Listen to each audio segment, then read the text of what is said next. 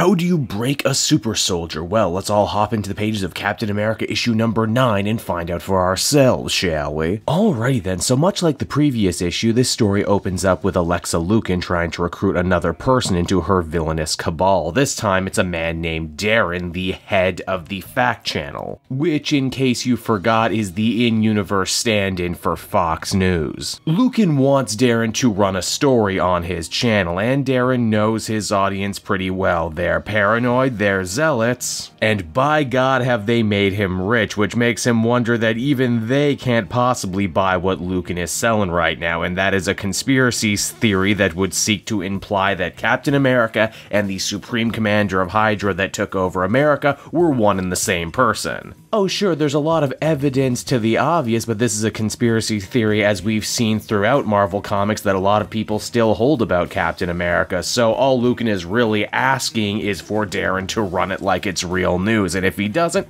she'll take it elsewhere. It'll do great ratings on other stations, she's sure. From there we check on in with Sharon Carter and the newly assembled Daughters of Liberty, a group put together for the sole purpose of busting Captain America from the clink and also protecting America while he's away. This team, which draws its name from the famous Sons of Liberty, also has a brand new mysterious member, a woman named Dryad. Now, a Dryad is of course a mystical nymph from Greek mythology. A fitting name, as the super prison Captain America is locked up in right now also takes its name from Greek mythology. Now, a standard jailbreak in this situation is going to be no good. The place is built like a fortress and it's covered wall to wall in power dampeners, which means they can't get in very easily, but they might just be able to turn some of the inmates inside to help them out, but that's something of a mystery as to who they're talking about. Now, it's in the prison Steve starts to realize that he's really in here for the long haul. They're not even making a show about this being a mock trial. He's been there for weeks now and there's no talks about lawyers or juries. They really do just seem to want him to rot. Now, Cap figures that he'll just lay low and wait for his team to figure something out, but unfortunately that's going to be a no-go. You see, Bulldozer of the Wrecking Crew starts a riot, either because he's the man on the inside or because he really does have unfinished business with Captain America, and this riot puts Steve into one hell of a situation. Does Steve defend the inmates from cruel and unusual punishment administered by Baron Strucker's sadistic guards, or does he try and help the inmates, many of whom are only in here because they sided with the Supreme Commander during the Secret Empire? It's a no-win situation to be sure, but Cap figures that if he's going to be in here for the long haul, then he might as well attempt to make some friends and allies amongst the inmates, if only so he can survive a little bit longer. Now, while all of that is going on, the Dryad attacks the 1400 Club, the special assassins group led by the Foreigner, the person they believe who actually pulled the trigger on General Ross framing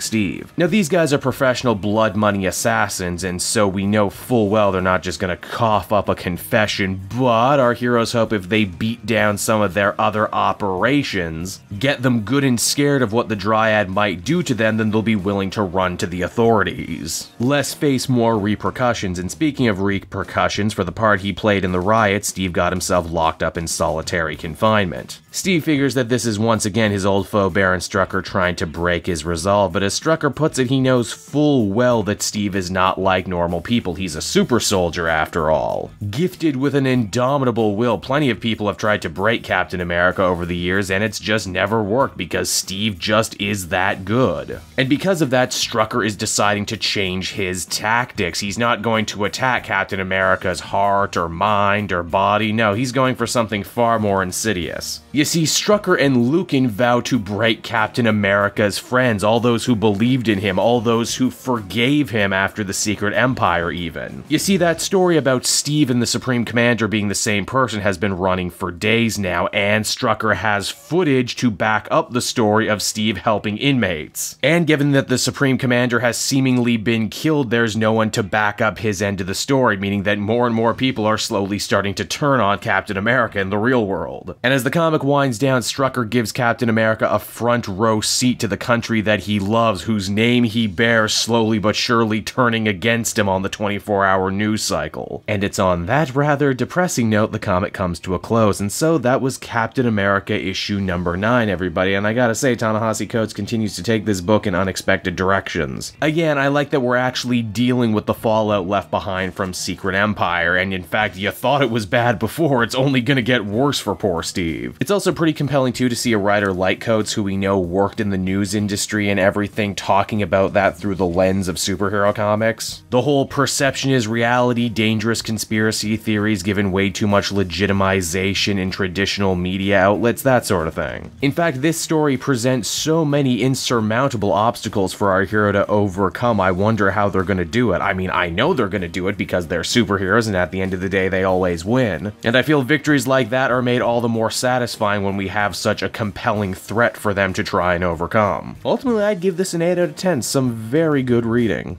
Hey there everyone, it's your old pal Cape Joel, and I want to thank you so much for watching to the end of the video. I hope you enjoyed it, and if you did, why not check out some of these other videos I have available from the channel. Then you can follow me on Twitter and Facebook at Cape Joel, so you're always up to speed on what I'm doing next. And hey, if you're feeling in a supportive mood, you might also want to check out my Patreon link down in the description. Patrons get exclusive access to videos and content before anyone else, and you can do so for as little as $1 a month. I would really appreciate it, and until next time everyone, I've been Cape Joel, and I will continue to be making comic book videos that smack of greatness. Bye-bye, everyone.